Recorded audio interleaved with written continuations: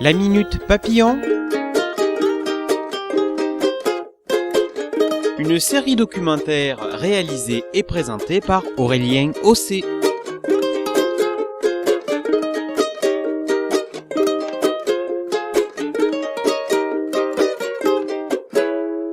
Bonjour, aujourd'hui nous allons voir quelle est la place des papillons dans le règne animal. Le règne du vivant compterait aujourd'hui près de 8,7 millions d'espèces d'après une récente estimation. La littérature précise toutefois que le règne animal se compose de près de 1,8 million d'espèces, dont près d'1 million d'espèces d'insectes réparties entre 29 ordres et 600 familles. Les papillons constituent l'un de ces ordres, à savoir celui des lépidoptères, dont le nom fait tout simplement référence aux ailes écailleuses, ce qui les distingue des autres insectes.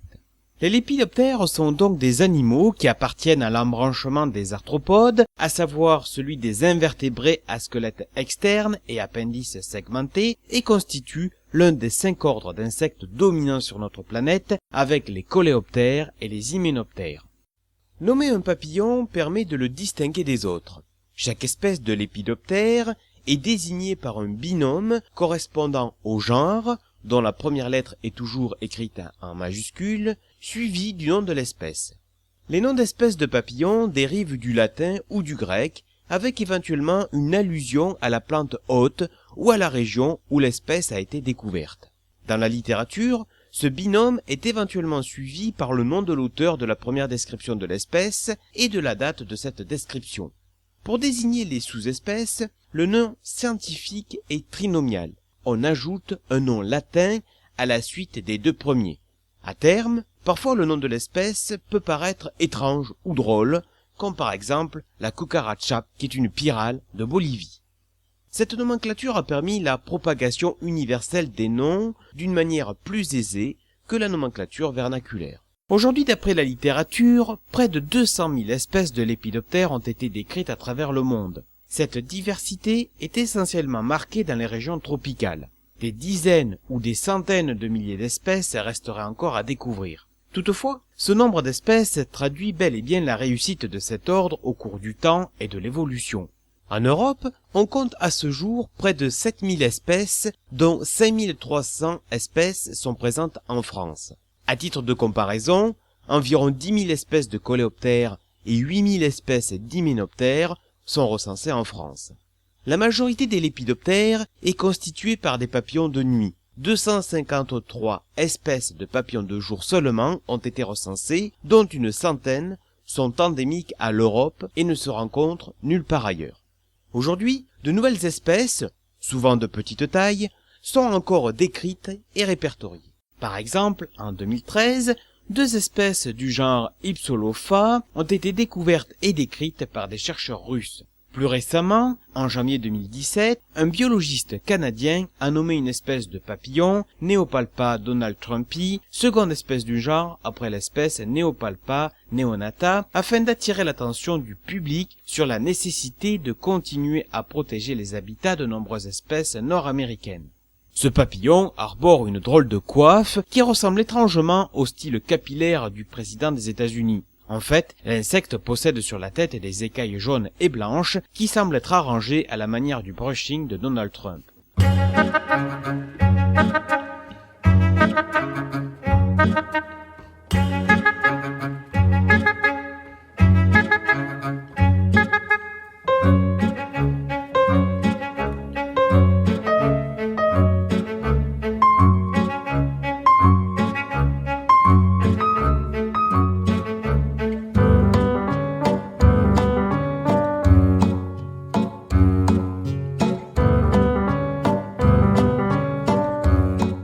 Sur le plan de la classification, il faut savoir que l'entomologie est une science qui progresse sans arrêt comme les autres disciplines. Ainsi, outre la découverte de nouvelles espèces que nous venons d'évoquer, il faut savoir qu'aussi certaines espèces peuvent être au final regroupées. Par exemple, en 2017, une équipe d'entomologistes américains a découvert grâce aux analyses génétiques que 2 lépidoptères amazoniens de la famille des Nymphalidae, répertoriés et en apparence fort différents, étaient en réalité le mâle et la femelle d'une seule et même espèce. Le mâle arbore des couleurs vives qui s'opposent aux couleurs plus sombres de la femelle. Il convient de rappeler que les papillons sont classés en deux groupes, les papillons de jour et les papillons de nuit, qui regroupent près de 92% des espèces de lépidoptères. Cette distinction est pratique, mais en fait n'a pas vraiment de fondement scientifique, écologique et comportemental. En fait, ces termes sont inappropriés car des papillons dits de nuit volent le jour, comme par exemple la panthère. Il s'agit en fait d'une ancienne formulation toujours utilisée en langage courant qui oppose tout simplement sur un plan entomologique deux grands sous-ordres de lépidoptères. Les papillons hétérocères, donc les papillons de nuit, qui regroupent environ 120 000 espèces, et les rhopalocères, les papillons dits de jour, qui regroupent environ 25 000 espèces. Il existe des différences notables entre ces deux sous-ordres qu'il est facile de distinguer avec un petit peu d'expérience. Le groupe des rhopalocères, celui des papillons de jour, est le groupe que nous connaissons le plus, bien qu'il ne regroupe que 4% des espèces de papillons. Étymologiquement, rhopalocère signifie antenne avec massue. Les papillons de jour, comme par exemple le flambé ou le vulcain, possèdent des antennes terminées par une sorte de boule et se distinguent principalement des papillons de nuit par ce caractère. Toutefois, par exemple, les hyènes, qui sont des hétérocères diurnes, portent aussi des antennes renflées à l'extrémité. Les rhopalocères ne se rencontrent que le jour et butinent les fleurs pour se nourrir du nectar. En général, ils sont colorés et arborent des couleurs plutôt vives. Toutefois, quelques espèces peuvent être sombres, comme par exemple la petite coronide ou encore le tristan. Au repos, les ailes des rhopalocères, les papillons de jour, sont plaquées verticalement au-dessus du corps. Elles se chevauchent sans se fixer l'une à l'autre au moment du vol. Les hétérocères est le groupe des papillons de nuit. Étymologiquement, hétérocère signifie antenne de formes diverses. En effet, dans ce groupe, les papillons peuvent avoir des antennes pectinées ou filiformes. De plus, les papillons hétérocères sont généralement ternes, peu colorés et excellents dans le mimétisme. Leurs couleurs ont tendance à imiter l'écorce d'un arbre ou des lichens, comme nous le verrons ultérieurement puisqu'il s'agit là d'une stratégie. Les hétérocères volent principalement la nuit, mais de nombreuses espèces volent le jour, comme la panthère, mais également les hyènes, le morosphinx ou les hespéries. Toutefois, les ailes postérieures de certaines espèces, cachées au repos, peuvent être très colorées afin d'effrayer les prédateurs, comme chez l'écaille chinée. Au repos, les ailes des hétérocères sont placées en toit au-dessus du corps. Et contrairement aux papillons de jour, lors du vol, les ailes se maintiennent entre elles par un système de frein. Dans ce groupe, et chez certaines espèces, les chenilles tissent un cocon pour se protéger et se transformer en chrysalide. Enfin, contrairement aux rhopalocères, les papillons de jour, certaines espèces de papillons de nuit ne s'alimentent pas à l'état adulte et ne vivent que quelques jours grâce aux réserves accumulées durant l'état larvaire.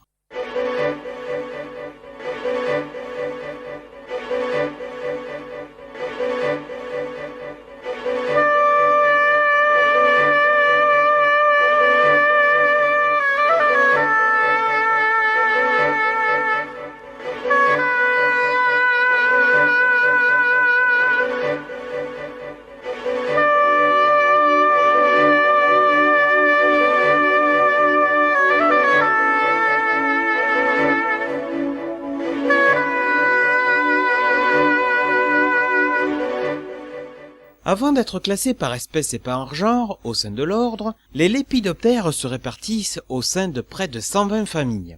En zoologie, la famille est un groupe de genres présentant en commun un certain nombre de caractères similaires. Les noms des familles se terminent toujours en idale. La définition de chaque famille repose, chez les papillons, sur la nervation. Cette dernière apparaît à travers le revêtement écailleux et qui comporte souvent un champ fermé nommé cellule, situé vers le centre de l'aile. On parle de cellules discoïdales. Chez les rhopalocères, les papillons de jour, la distinction des familles repose principalement sur les couleurs. Jaune et blanc pour les pierrides, bleu pour les lycénides, brun avec ocellation pour les satyrines, sont des exemples courants. La reconnaissance des familles chez les hétérocères, les papillons de nuit, apparaît plus délicate. Toutefois, des familles présentent des aspects typiques. Par exemple, les noctuides et les pyraloïdes portent des motifs très constants sur les ailes antérieures. Et les géométrides disposent leurs ailes à plat quand ils sont au repos. La classification des papillons, il faut le savoir, n'est pas figée. Elle évolue au fur et à mesure des découvertes et des études. Ainsi, suivant les ouvrages, et d'un ouvrage à un autre, certaines familles peuvent disparaître et devenir à terme des sous-familles, l'inverse étant également tout à fait possible. Parmi les principales familles de papillons recensées, se distinguent par exemple chez les papillons de jour, les rhopalocères, les porte-queues avec environ 600 espèces, les pierrides avec environ 1500 espèces, et puis par exemple aussi les nymphalides avec environ 3000 espèces dont 130 en France. Chez les hétérocères, les papillons dits de nuit, se démarquent les hygiènes, ces hétérocères actifs le jour, avec près de 1000 espèces dont une quarantaine visibles en France, les pyrales, les bombix, les sphinx, ces papillons au vol rapide, avec environ 1000 espèces dont 25 en France, et puis par exemple aussi les noctuels, avec 25 000 espèces, dont 750 espèces en France, ce qui en fait la famille de lépidoptères la plus importante sur notre territoire.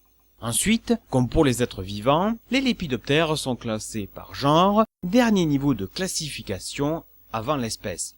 Le genre est une unité systématique qui regroupe une ou plusieurs espèces présumées d'origine commune et qui sont donc associées par un certain nombre de caractères. Certaines espèces sont très proches au point d'engendrer quelques difficultés lors de la détermination d'un papillon. Ainsi, de temps en temps, chez les lépidoptères, deux espèces sœurs ne se distinguent guère, comme par exemple le soufré et le fluoré. L'identification d'une espèce peut parfois reposer sur l'emplacement des poils ou sur les organes génitaux, ce qui entraîne l'observation de l'individu sous une loupe binoculaire et donc parfois sa mort. Il n'est donc pas tout le temps possible de déterminer le nom d'une espèce à partir d'une simple photo ou d'une simple rencontre dans la nature.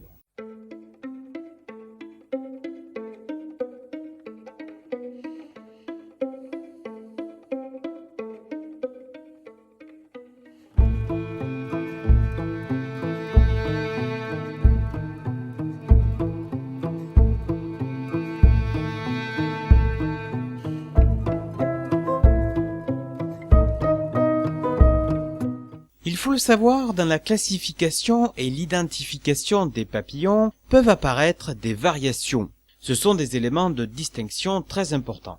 Deux variations se distinguent, la variation saisonnière et la variation individuelle.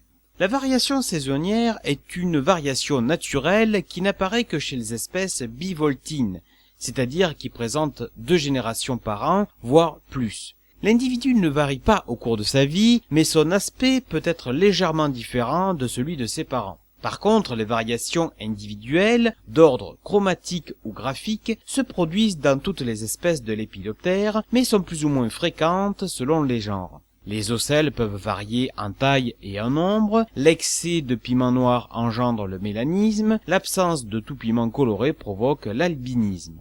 Enfin, il faut savoir qu'un dimorphisme sexuel existe chez certaines espèces de lépidoptères. Femelles et mâles ont donc 2 aspects différents.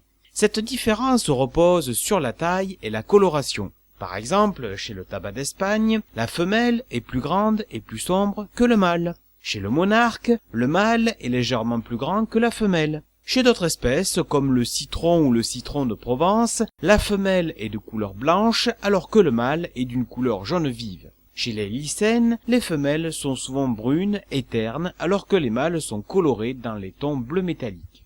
Enfin, le dimorphisme peut aussi reposer sur l'aspect et la structure des motifs des ailes, comme chez la mégère et le satyre.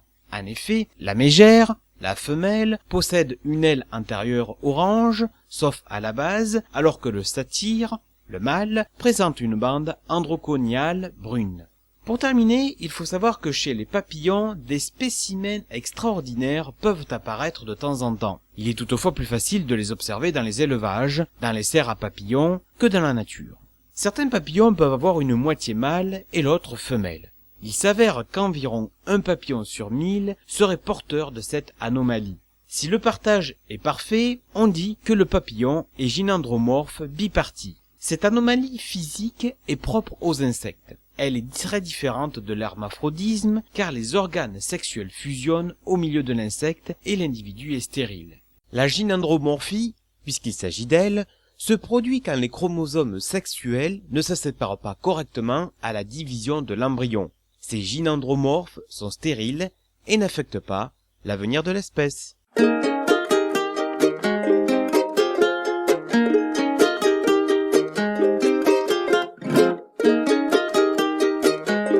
La Minute Papillon.